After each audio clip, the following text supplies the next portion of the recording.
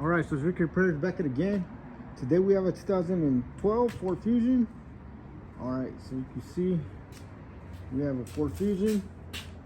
We have a code right here. Alright, let's gonna get that code. So in case you forget your keys inside or you lose it and you lock your car, alright, just gonna show you where you can find the code.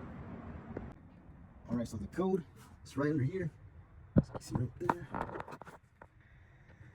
Zoom up.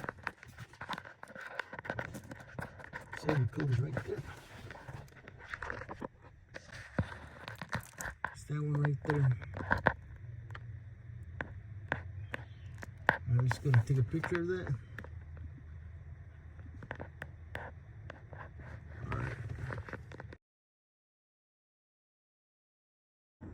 Alright, so I locked the car, as you can see.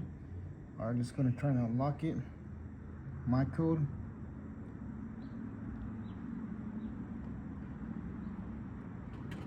Alright, so there you have it. Alright, it's that easy to get your code. Alright, if you found this video helpful, please don't forget to like, share, and subscribe if you haven't already. So we do have a lot of videos for this car.